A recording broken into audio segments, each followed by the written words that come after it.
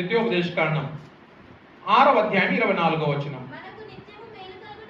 మనకు నిత్యము మేలు కలుగుటకై యెహోవా నేటి వలె మనలను బ్రతికించునట్లు మన దేవుడైన యెహోవాకు భయపడి ఈ కట్టడలన్నింటినీ గైకొనవలెనని మనకు ఆజ్ఞాపించెను. దేవునికి స్తోత్రం కలుగును గాక. హల్లెలూయా. దేవుని వాక్యం దేనికోసం ఇవ్వబడిందంట? మనకు నిత్యము మేలు కలుగుటకై. అంటే ఈ రోజు దేవుడు మేలు చేశాడు, రేపు మేలు చేయడం కాదు, అక్కడ ఎప్పటికీ మేలు కలిగే విధంగా వాక్యం ఇవ్వబడింది.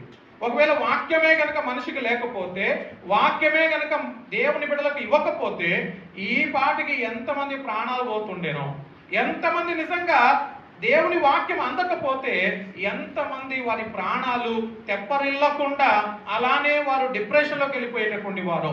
కాబట్టి వాక్యం బయటికి వస్తుంటే అది మనకు నిత్యము మేలు చేసేది.